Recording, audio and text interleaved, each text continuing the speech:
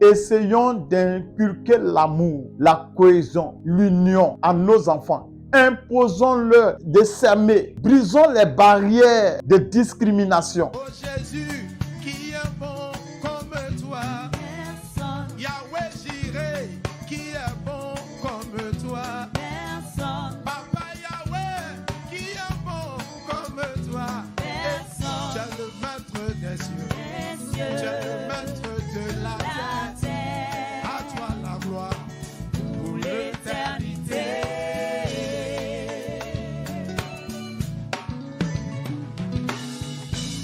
Oh Jésus, qui est bon. Nous te bénissons, Seigneur. Nous sommes en train de préparer l'avenir de nos enfants avec ces enseignements.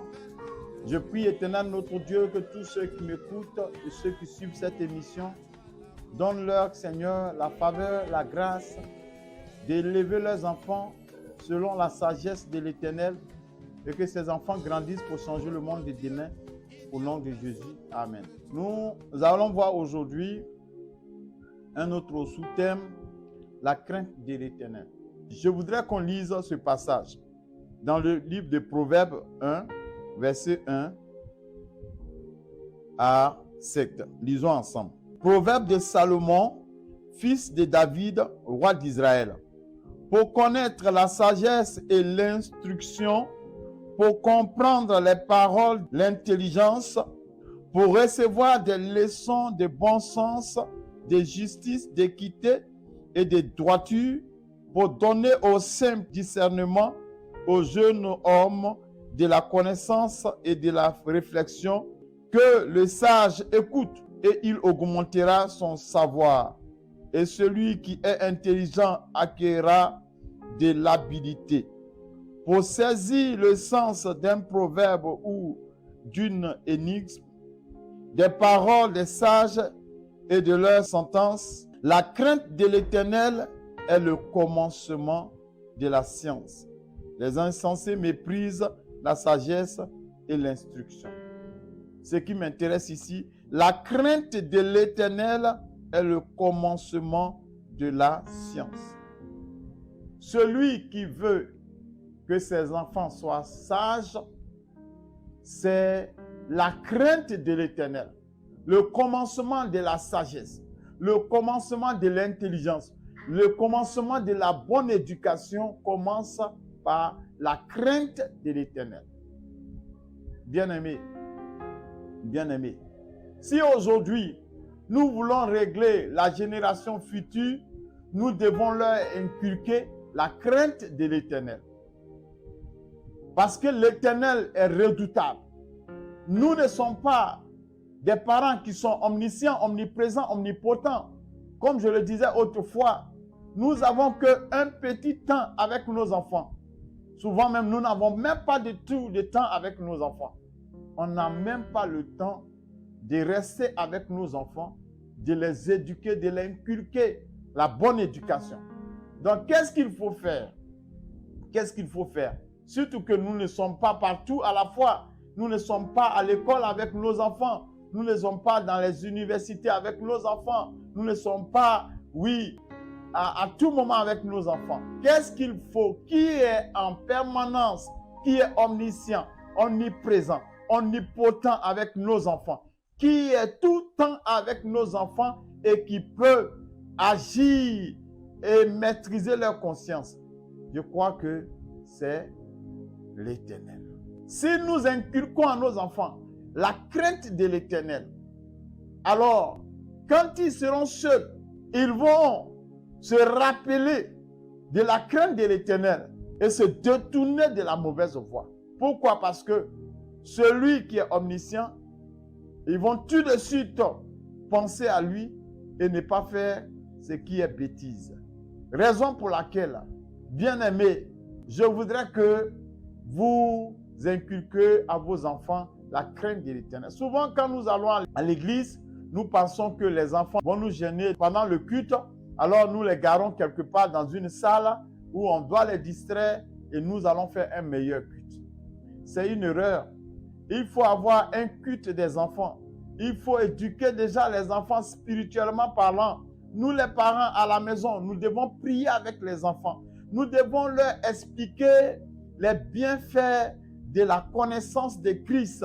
Nous devons leur raconter des histoires où Dieu a eu le dessus sur Satan, des témoignages où des personnes ont eu le dessus grâce à la crainte de l'Éternel, grâce à la puissance de Dieu. Nous devons à tout moment leur mettre dans la tête comment Dieu peut nous sauver, comment Dieu veille sur nous, comment Dieu marche avec nous, comment Dieu peut aider les enfants, comment Dieu bénit les enfants qui sont obéissants, des enfants qui sont soumis, qui ne sont pas rebelles, comment Dieu punit aussi les enfants rebelles. Nous devons leur expliquer, nous devons leur montrer réellement comment Dieu travaille avec les enfants. C'est en cela que ces enfants vont avoir la crainte de l'Éternel. Écoutez très bien ce que la Bible dit ici. La Bible a été claire. Pour connaître la sagesse et l'instruction, pour comprendre les paroles de l'intelligence, pour recevoir de la leçon de bon sens, de justice, d'équité et de droiture, pour donner au simple du discernement, aux jeunes hommes de la connaissance et de la réflexion, que le sage écoute et il augmentera son savoir. Et celui qui est intelligent acquérera l'habilité pour saisir le sens d'un proverbe ou d'une énigme, des paroles des sages et de leurs sentences. La crainte de l'Éternel est le commencement de la sagesse ou bien des sciences. La crainte de l'Éternel. Donc, amener les enfants, aider les enfants à craindre Dieu. Mais comment? Vous savez, nous ne pouvons pas dire aux enfants, craignez Dieu. Dieu, il est puissant. Dieu, il est amour. Dieu, quand tu voles dans une source, quand tu voles, Dieu va te frapper, ceci, cela. Et les enfants vont croire. Dans un premier temps, tout ce que nous leur disons, ils vont croire. Et ils vont comprendre tout de suite qu'il y a un être suprême qui domine même sur son père et sa mère. Oui. Mais quand les enfants vont nous voir en train de désobéir à l'Éternel que nous devons craindre, alors ils vont voir ça en un jeu. Ils ne vont pas considérer nos paroles. Nous qui sommes des parents, nous qui pensons que notre éducation ne peut pas faire l'affaire de nos enfants, nous qui avons été peut-être mal éduqués, si nous devons, dans la première des choses, nous devons avoir la crainte de l'Éternel pour que cette crainte-là soit communiquée à nos enfants.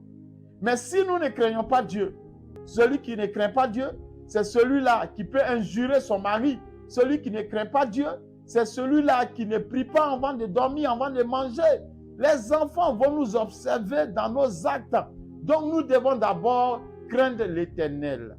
Nous devons éviter tout ce qui est vol, tout ce qui est tricherie, tout ce qui est mensonge, tout ce que l'Éternel n'aime pas. Et en cela, quand les enfants vont voir que nous craignons un être supérieur et suprême, nous leur parlerons de cet être suprême et supérieur à eux et à nous. Alors à ce moment-là, les enfants vont commencer à comprendre qu'il y a un être supérieur, un être suprême qui domine sur leurs parents, qu'il faut craindre. Mon père craint Dieu qui ne voit pas, Jésus qui ne voit pas. Cela veut dire que si mon père qui est fort, qui est puissant, qui me gère, qui me soutient, si ce père-là a peur, a la crainte d'un être qui ne voit pas, qui est supérieur, alors moi, qui suis-je? Voilà comment les enfants vont considérer les paroles que nous leur donnons par l'enseignement biblique. Parce qu'il est bon de leur conter des histoires bibliques.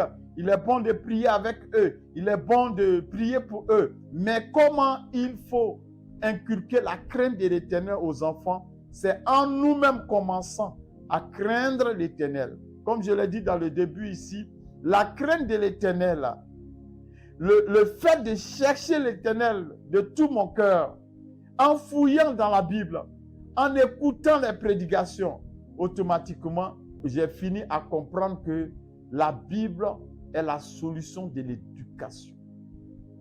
Si tout le monde, même je pouvais dire même que si l'État même avait pris l'initiative même d'enseigner la Bible, quelqu'un dira, mais pourquoi pas le Coran? Mais c'est la Bible que je connais. Donc, voilà, si l'État même enseignait la Bible et que les vertus de la Bible, je pense que ça allait changer le monde. Le monde allait être transformé automatiquement, immédiatement. Mais aujourd'hui, si nous sommes en face d'un monde qui va de pire en pire, c'est parce que la crainte de l'Éternel n'est plus dans leur cœur. Les gens ont l'Éternel sur les lèvres, mais pratiquer les paroles et craindre Dieu, ils n'ont plus la crainte de l'Éternel. Alors, les enfants que nous éduquons, ils se disent, ceux-mêmes qui prêchent la crainte de l'Éternel n'ont pas la crainte de ce Dieu-là que nous ne voyons pas. Donc, c'est un slogan, c'est du n'importe quoi. Je vais faire comme eux. L'enfant copie mieux ce que nous faisons.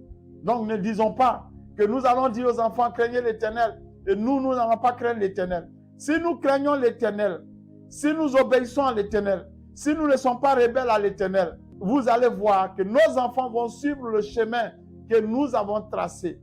Bien-aimés, on peut être un parent mal éduqué. On peut être un parent désordonné. On peut être un parent qui est vraiment déconnecté du système de la vie. Mais si nous inculquons la crainte de l'Éternel à nos enfants, c'est le commencement de la sagesse. La crainte de l'Éternel est le commencement de la sagesse.